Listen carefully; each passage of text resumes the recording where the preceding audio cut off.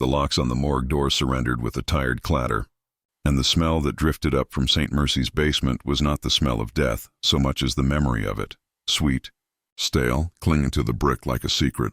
Ledgers lay in neat ranks on a wooden table, each spine labeled by a careful hand, each file stamped with the same phrase in a slanted ink: called to glory during sacred treatment.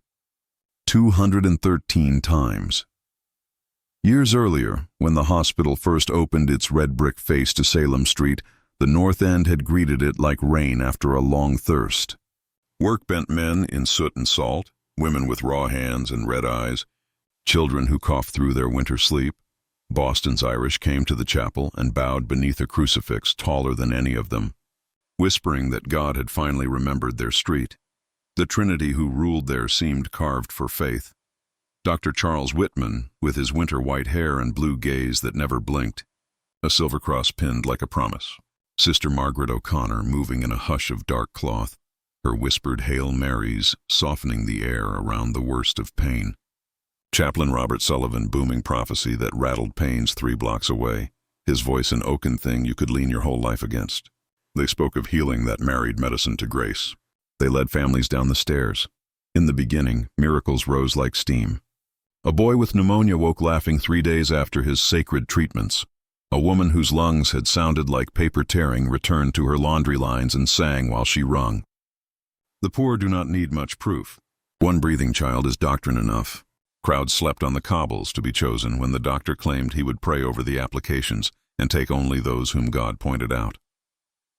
On a fogged October morning, 8-year-old Bridget McCarthy climbed the basement steps as if her strings were being pulled. Her fists were blooded crescents from her own nails.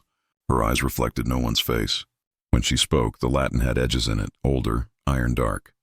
Sister Margaret took her in her arms and disappeared below. By night, Bridget was declared too holy for earth and buried without a viewing in the hospital's small background. Her mother screamed herself hoarse while Chaplain Sullivan stroked her shoulder and named the loss a crown. 3 days later, Patrick O'Malley, consumptive, sunken, already half gone, walked out of St. Mercy with pink in his cheeks and a breath like a bellows. Proof has a way of drowning questions.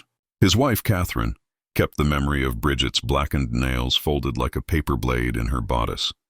A rhythm took hold. Those who descended either rose whole or vanished. There was no shuffling borderland, no slow hour-by-hour wrestle back to health. Healings were total and deaths were smoothed with words. The dead, families were told, had been called home at a holy hour, always between 2 and 4 in the morning, because heaven kept a schedule the living could not understand. Catherine began to visit the bereaved under the guise of casseroles and shared prayer. She wrote what the widows said in a small green book, 13 minutes of violence before the end. Fingernails black, a sweet rotten scent that clung to shawls for weeks. Voices saying numbers as if reading a code, mouths shaping languages their owners had never learned. A dock worker reciting perfect Latin in a voice that wasn't his.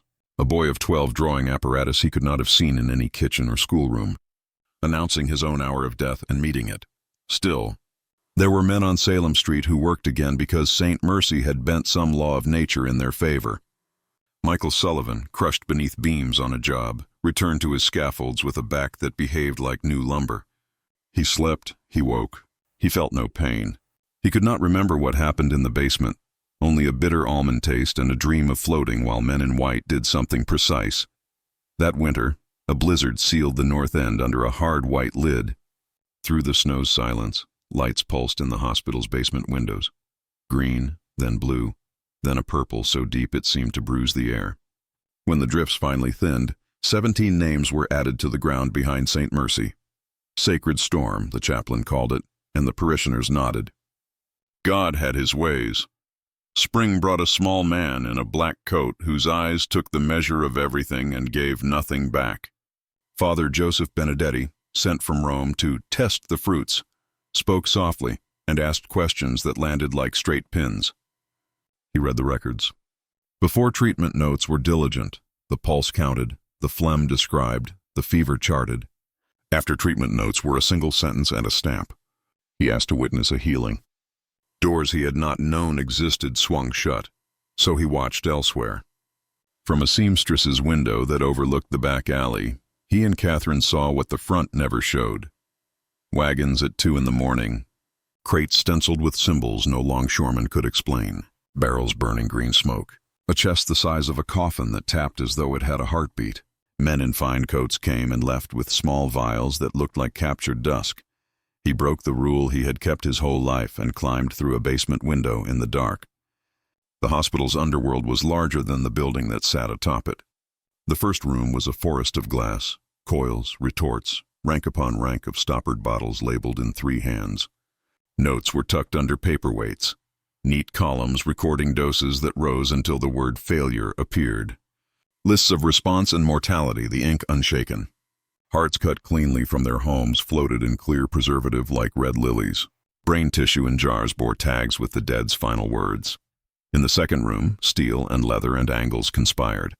Instruments lay arranged with the reverence of altar silver, needles long as knitting pins, saws marked for cranial measure, clamps that would hold and hold and hold.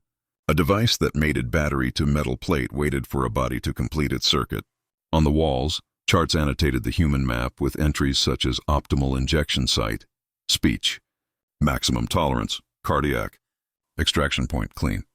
The third room made his stomach pitch. Files, hundreds, organized not by name but by usefulness, high tolerance, rapid response, expendable. Photographs pinned like butterflies showed faces before and faces during and faces after. In one folder, a name he recognized from the chapel recurred in neat type, Wittmann. A letter beneath it named him in the tongue of his birth. Klaus Weissmann, dismissed from Heidelberg for unauthorized human trials. Sister Margaret's file called her Margaret Osborne, morphine thief. The chaplain's true surname was Steinberg, and the sacraments he'd performed had been learned in a Philadelphia confidence school. Boot heels found the stairs.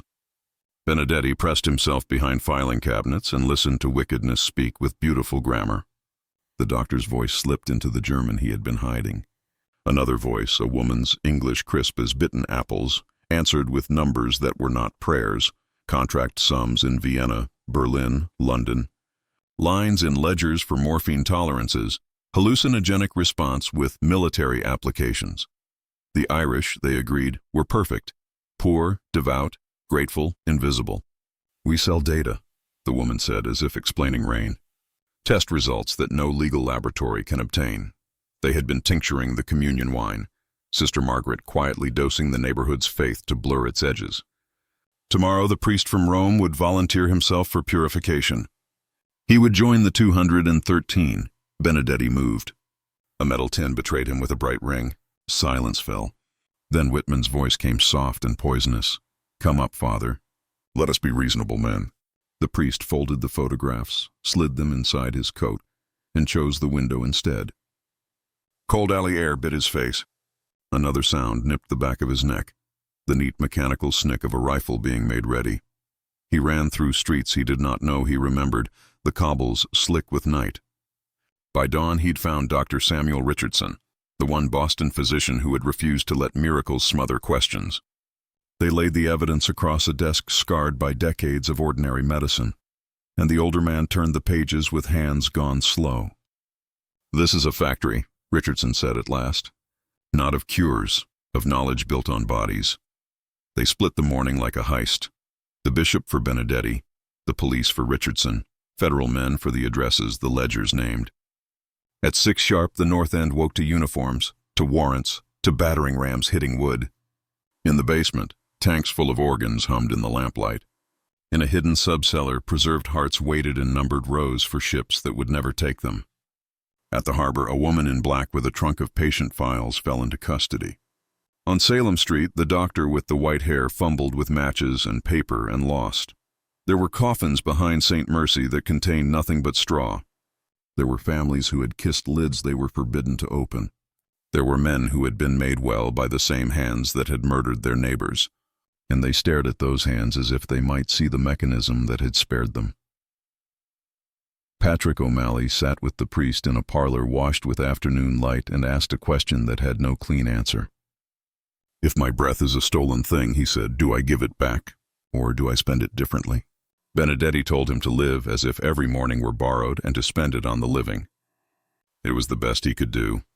The building came down in spring. For years, the lot refused to take a structure. Foundations caved, beams twisted, dreams soured. In the end, the city planted grass there and a small square of stone that said only what was necessary, in memory of those who sought healing and found death. People sat on the benches in summer and counted their children on the playground and read the words twice. The doctor died on a rope, insisting that the world would one day bless his methods. The false sister, wasted by years in a cell, claimed she had been deceived by men wiser than she. The chaplain, who had taught the dying to whisper gratitude for the blade that killed them, coughed himself away in a prison infirmary with no one to hold his hand. Rome tightened its rules about miracles. Washington wrote laws that required paperwork and witnesses and the slow drag of oversight. The seamstress married and moved to Dorchester. Catherine kept her green notebook in a drawer and opened it when the night was long. In the margin beside the first name she had ever written, Bridget, 8, she had once pressed a dark petal from a funeral bouquet. Years later, it still stained the page. Sometimes she walked past the park at dusk and stood behind the children's laughter, listening for that other sound, the tapping from a wooden chest, the coded insistence of something that wished to be heard. She knew now that evil rarely dresses in rags. It prefers a starch-white coat and a rosary, a coaxing hand laid gently on the wrist. It speaks softly of sacrifice and progress and God's mysterious will. It asks you to be grateful as it takes. And yet, in the pierced fabric of that neighborhood, the light threaded itself stubbornly through. Men rose for work. Women washed steps and sang. The priest with the straight pins for questions taught others to ask them. In kitchens all over the North End, mothers told their children that if a door leads downward and the air smells of flowers left too long on a grave, you turn around and find another doctor. You keep your breath. You keep your child. You keep your questions.